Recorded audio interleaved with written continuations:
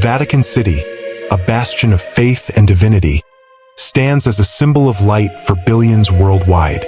Pilgrims tread its ancient cobblestones, their whispered prayers rising like incense into the heavens.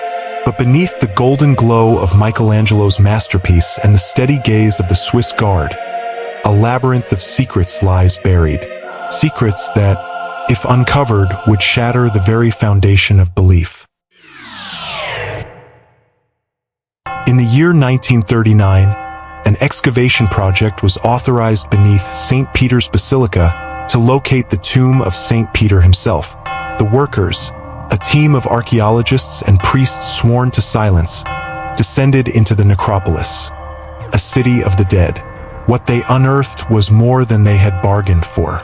Rows upon rows of ancient graves were discovered, some marked with inscriptions invoking the divine, others scratched with symbols no one could decipher. The atmosphere was stifling, the air heavy with the scent of decay and something inexplicable, a cold that seemed to seep into the soul. By the second week of the excavation, the first whispers began. Workers spoke in hushed tones of shadows flitting across the walls where no light could reach. Tools disappeared, only to reappear in places no one had been. And then there was the sound.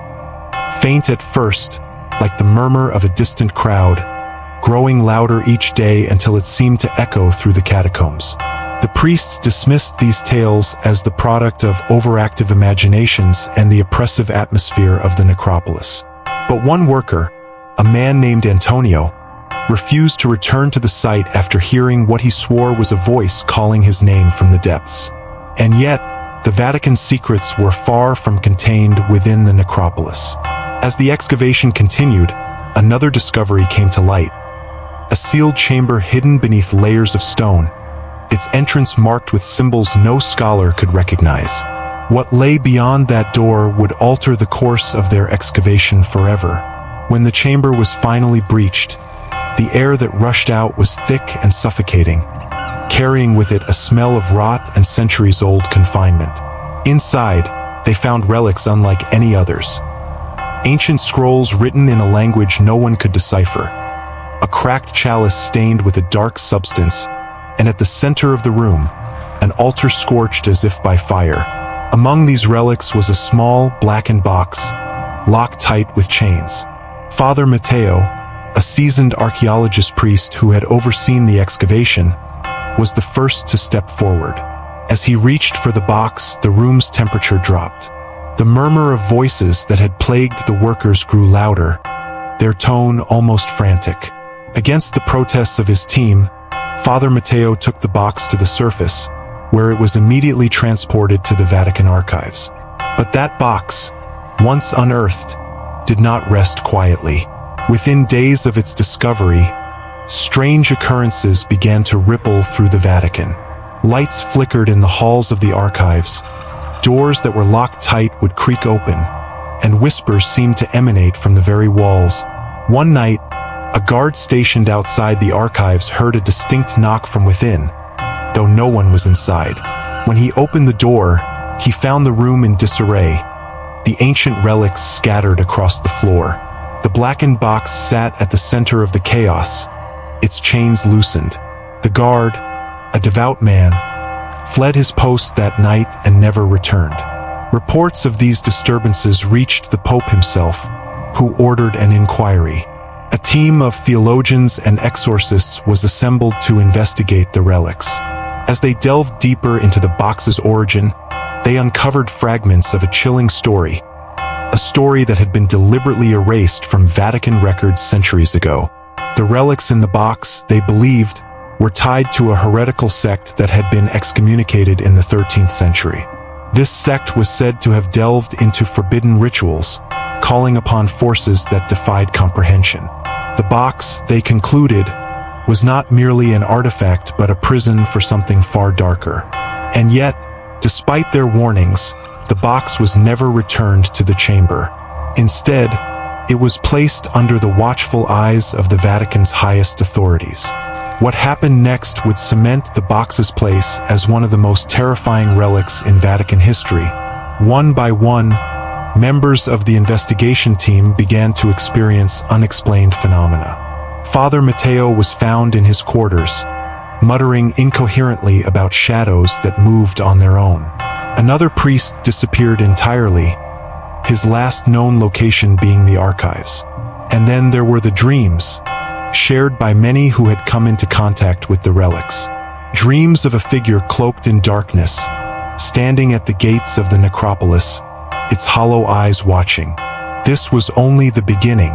The true horror of the box, and the forces it had unleashed, were yet to be revealed. What secrets lay hidden in the shadows of the Vatican? What darkness had been unearthed? The answers would shake the very pillars of faith. The Vatican archives, shrouded in secrecy, were the perfect resting place for the box. Within those ancient halls, the world's most sacred and forbidden relics sat undisturbed, guarded by layers of stone, steel, and silence. But even the most fortified walls could not keep out the creeping unease that began to spread the moment the box was placed within its confines. Father Matteo, who had insisted on personally overseeing the box's placement, walked those echoing corridors late into the night, his footsteps lost in the labyrinth of shelves and tomes. Each step felt heavier than the last, as though unseen eyes watched him from the shadows. He told himself it was fatigue, the weight of the box's discovery, but deep down, doubt gnawed at his resolve. When he reached the room where the box had been secured, he paused. The air was cold, unnaturally so, even for a room buried beneath centuries of stone. The door creaked open under his hand, and as he stepped inside, he froze. The box sat in the center of the room, untouched, its blackened surface reflecting the faint light of the overhead lamp. But on the walls surrounding it, faint impressions had appeared, as though hands large, elongated, and inhuman had pressed against the stone from the other side. He left without a word, locking the door behind him. The following morning, he summoned Sister Amelia, an archivist known for her meticulous research and unwavering faith. Together, they examined the room again, but the handprints had faded, leaving no trace.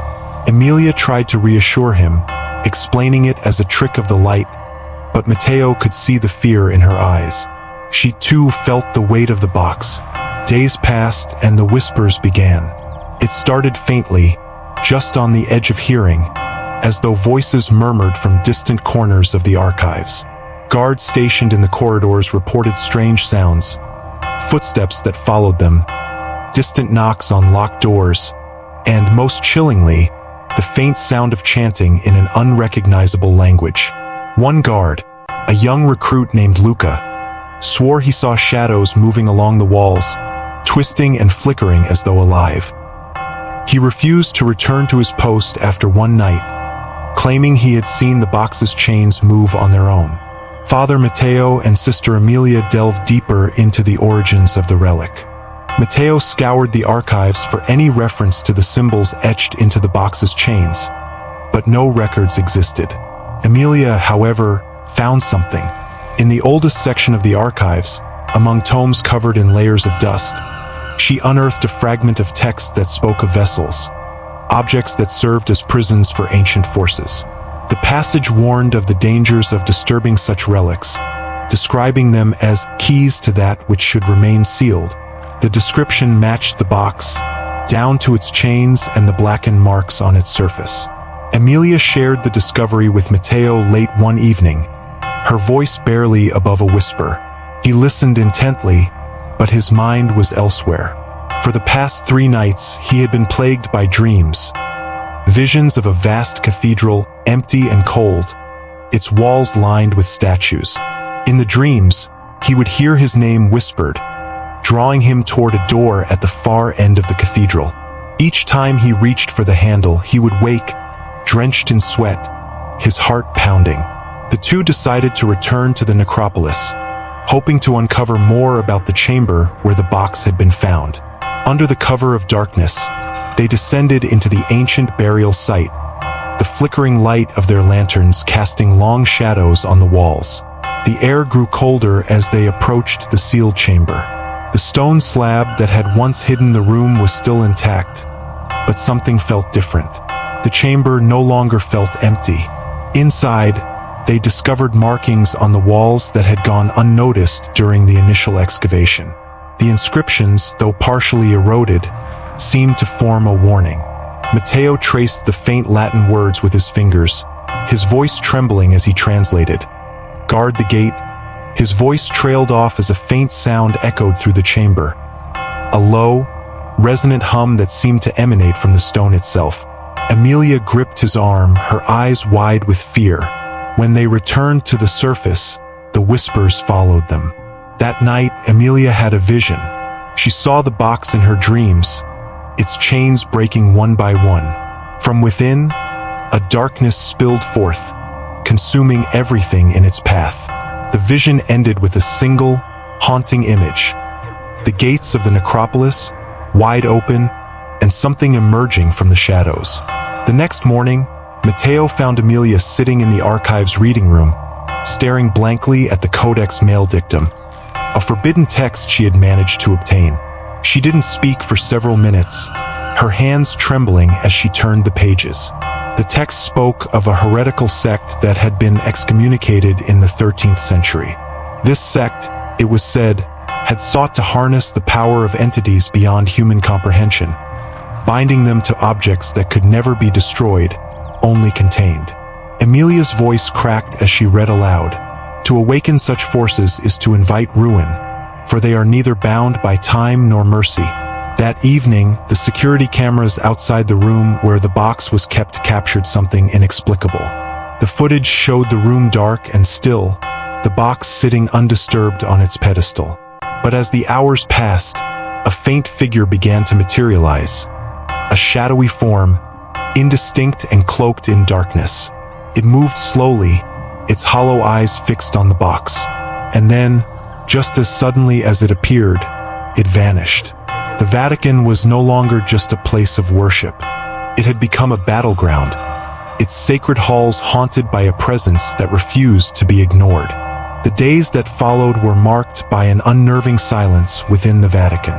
The whispers had subsided, but the air felt heavier, as if the walls themselves were holding their breath. Father Matteo and Sister Emilia, now bound by their shared experiences, could not ignore the growing tension.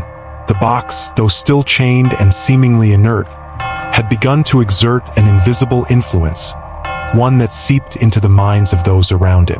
Late one night, Matteo found himself unable to sleep. The dreams had returned, more vivid and terrifying than before. He stood once again in the vast cathedral, its towering walls stretching into infinity. The statues that lined the walls were no longer faceless. Each figure bore a look of agony, their stone hands reaching outward as if pleading for salvation. The voice that called to him was no longer a whisper. It was clear, deliberate, and close. When he awoke, drenched in sweat, he knew he had to act. He made his way to the archives, where he found Emilia hunched over a stack of documents, her eyes red and weary. She had been poring through restricted texts for hours, searching for any clue that could explain the box's origin. Among the faded pages, she had discovered a reference to an ancient ritual site buried beneath the Vatican, a site known only as Porta Tenebris, the Gate of Darkness.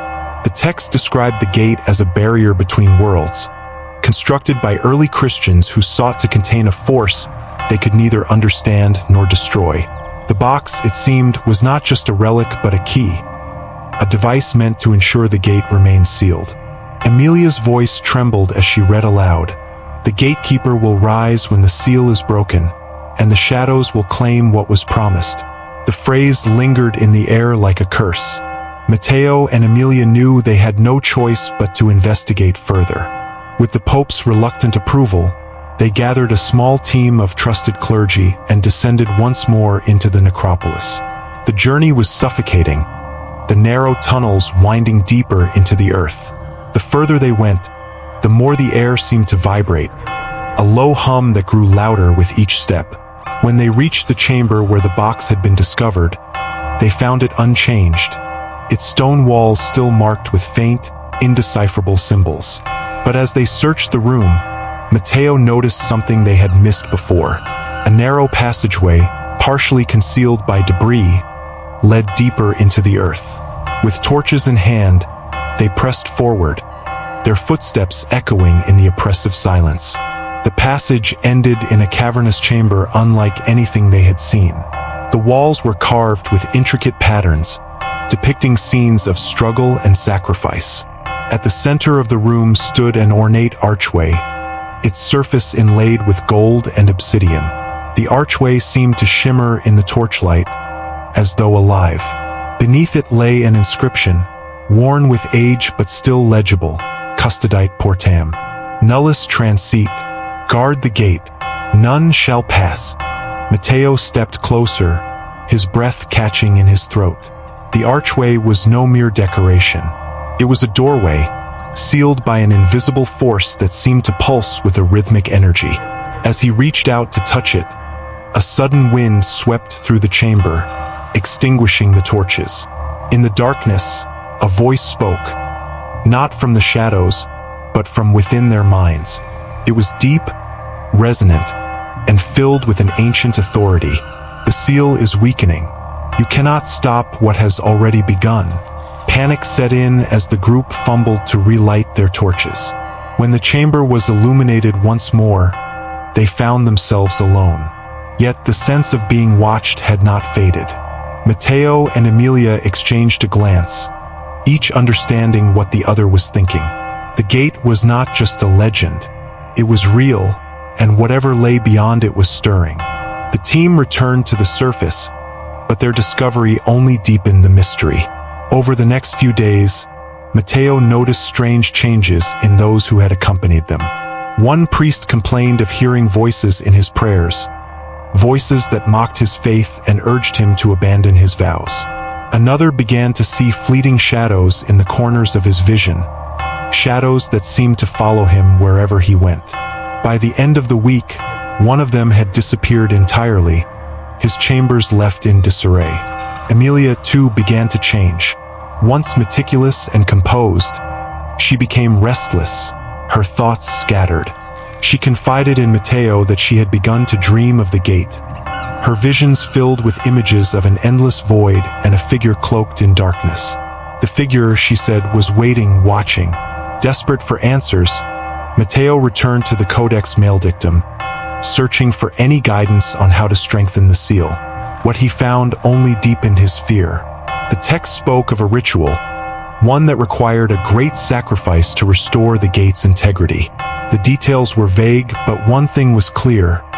The box was integral to the ritual. It had to be returned to its original place, deep within the necropolis, and the seal reinforced before it was too late. Matteo, standing in the archives, staring at the security footage from the box's chamber. On the screen, the box sat motionless, its chains intact.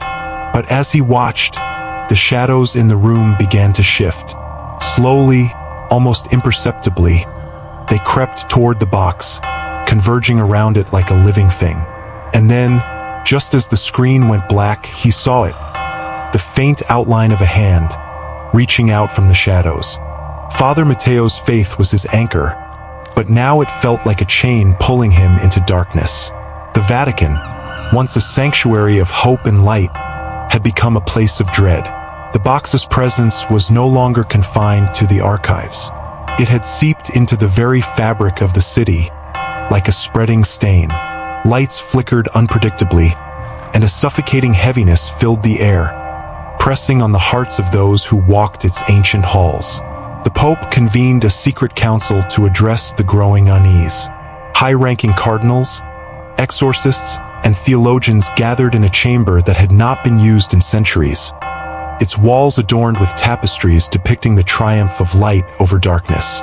Matteo and Emilia were called to present their findings, but as they described the box, the gate, and the strange occurrences, their words were met with a mixture of skepticism and fear. One cardinal, an elder statesman of the Church, dismissed their warnings as superstition. "The Vatican has endured for millennia," he said, his voice steady but his eyes betraying doubt. "This is no different than the trials we have faced before. The church will prevail." But as he spoke, the room's temperature dropped, and the flickering candlelight dimmed. A sound, faint but unmistakable, echoed through the chamber. A low, guttural growl, as if something ancient and angry was listening. The room fell silent, and for a moment, no one dared to move. Then the growl faded, leaving behind an unsettling quiet. That night, Matteo dreamed of the gate again. This time, the statues lining the cathedral walls were moving, their faces twisting in silent agony. The door at the far end of the cathedral stood ajar, and from the crack came a light that pulsed like a heartbeat. As he approached, the door creaked open, revealing a figure standing in the void beyond. Its presence was overwhelming, its form indistinct but radiating power. Matteo woke with a start, gasping for air, his body drenched in cold sweat. The next morning, he found Amelia in the archives, her hands trembling as she sorted through a pile of ancient manuscripts. She had barely slept, haunted by visions of the gate and the figure that waited beyond it. "We don't have much time," she said, her voice barely above a whisper. "The seal is weakening faster than we thought." Their fears were confirmed later that day when a group of priests, sent to examine the chamber where the gate lay, failed to return. A search party was dispatched, but all they found were the priests' torches, extinguished and scattered across the floor. The air in the chamber was icy, and the faint hum that Matteo and Amelia had heard before had grown louder, more insistent, like a warning or a summons. Matteo and Amelia knew what had to be done. The box needed to be returned to the gate, and the seal reinforced. But the ritual described in the Codex Maledictum required more than just the box. It demanded a sacrifice, one of pure faith, willing to offer themselves to strengthen the barrier between worlds. Matteo volunteered without hesitation, his resolve unshaken despite the fear gnawing at his soul. Amelia tried to dissuade him, pleading with him to reconsider. "There has to be another way," she said, her voice cracking with emotion. But Matteo was firm. "This is what must be done. If I can protect the church and the world from what lies beyond that gate, then my life is a small price to pay." The Vatican prepared for the ritual in secrecy. The box was retrieved from the archives, its chains rattling as though alive. A procession of priests, exorcists, and theologians accompanied Matteo and Amelia as they descended into the necropolis one final time. The torches cast long, flickering shadows on the walls, and the oppressive hum grew louder with each step. When they reached the chamber of the gate, the air was thick with an otherworldly energy. The archway seemed to pulse in time with the hum, its surface shimmering like liquid gold. Matteo stepped forward, carrying the box in his hands. The shadows in the room seemed to recoil, but as he approached the gate, they surged forward, coalescing into a figure that stood between him and the archway. The figure was cloaked in darkness, its features obscured, but its presence was overwhelming. It spoke without words, its voice reverberating in their minds. "The seal cannot hold. The gate will open." The priests began to pray, their voices rising in a desperate chorus, but the figure remained unmoved. Matteo held the box aloft, his voice steady as he recited the words from the Codex Maledictum. The chains around the box began to glow, tightening as if resisting his command. The shadows lashed out, striking the priests and extinguishing their torches, plunging the chamber into darkness. Only Matteo and the box remained illuminated, the chains burning brighter with each word he spoke. Amelia watched in horror as Matteo placed the box at the foot of the archway. The ground trembled, and the hum reached a deafening pitch. The shadows surged forward, engulfing Matteo in a wave of darkness. For a moment, all was still. Then the chains around the box snapped shut, and a blinding light erupted from the archway, driving the shadows back. The figure let out an unearthly scream, its form dissolving into nothingness as the seal was restored. The gate shimmered once more, its surface solid and unyielding. but Matteo was gone.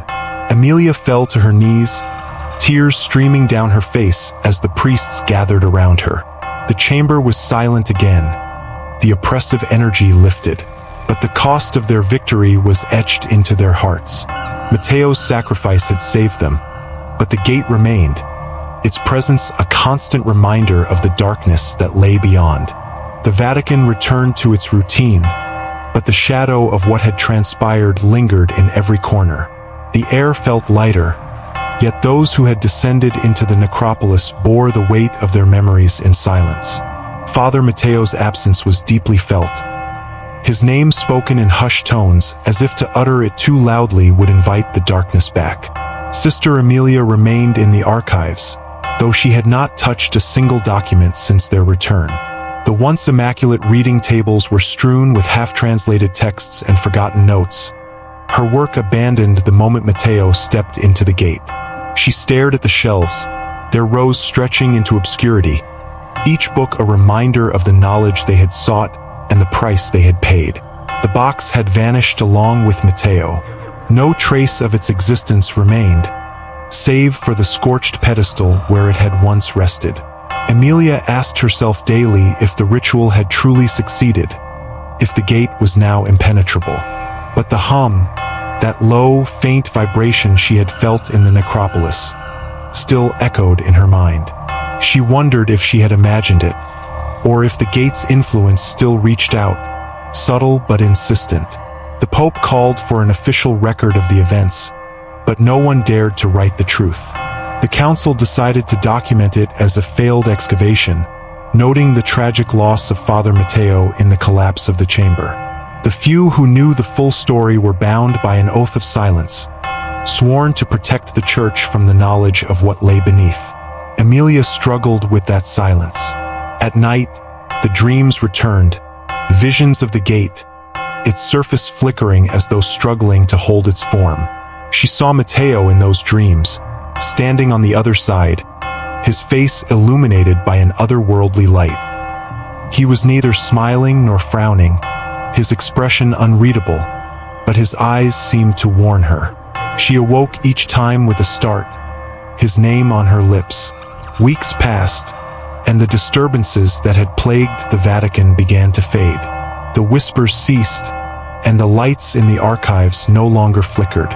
The clergy took this as a sign that the seal had been restored, that the darkness had been vanquished. Yet Emilia remained uneasy. She spent hours rereading the Codex Mail Dictum, searching for anything she might have missed. One evening, as she turned its brittle pages, a loose fragment slipped from between the bindings. It was a piece she had not seen before, written in the same archaic script as the rest of the text. The translation was simple, yet it sent a chill down her spine. The gatekeeper is but the first. Others will follow. Her breath caught, and she clutched the fragment tightly, her mind racing. Was Matteo the gatekeeper now? Or was the figure that had appeared in the chamber merely one of many? The implications were staggering, and for the first time, Emilia felt the weight of her own mortality pressing down on her. The gate had been sealed, but for how long? And what if its guardians failed to hold the line? She decided to return to the necropolis one final time, desperate for answers. The journey down was quiet, the tunnels empty save for the distant echoes of her footsteps. When she reached the chamber, she found it exactly as they had left it. The gate stood silent, its surface dull and lifeless. The inscriptions on the walls seemed to have faded, their warnings no longer visible. But as she stepped closer, she felt it. The faint hum, barely perceptible, but undeniably there. It resonated through the stone, through her very bones, as if reminding her that the gate had not forgotten her. She placed her hand on the cold surface, half expecting it to react, but it remained inert. Still, the hum lingered, a constant presence that refused to be ignored. Emilia left the necropolis with more questions than answers. She considered telling the Pope about the fragment she had found, but fear held her tongue. If the Church knew the truth, what would they do? Could they even act? Or was their victory already unraveling beneath their feet? Her nights grew longer, her sleep more restless. The dreams intensified, each one more vivid than the last. She saw the gate in every vision, its surface rippling like water, and Matteo standing just beyond it, his hand outstretched. In the final dream, he spoke. His voice was faint, almost drowned out by the hum, but his words were clear. "They are coming." Emilia awoke to the sound of bells tolling, their solemn chime echoing through the city. She dressed quickly, her heart pounding, and made her way to the basilica. The air was thick with tension. The clergy gathered in hushed groups, their faces pale and drawn. Something had happened, though no one dared to speak of it openly. As she entered the nave, she saw it. A single candle burning at the altar, its flame flickering despite the absence of a breeze. Beside it lay a single blackened chain, its links twisted and broken. Emilia stared at it, her breath catching in her throat. The box was gone, but its mark remained. Time passed, and the Vatican carried on, its sacred rituals and daily routines continuing as if nothing had changed. Pilgrims filled St. Peter's Square, their prayers rising to the heavens, unaware of the secrets buried beneath their feet.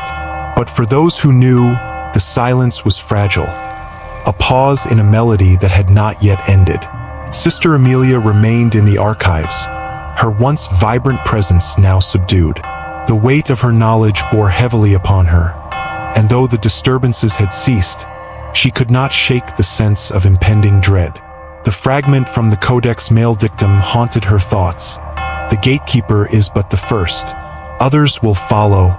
One cold evening, as the city's bells tolled midnight, Emilia sat alone in her quarters, the flickering candlelight casting shadows on the walls.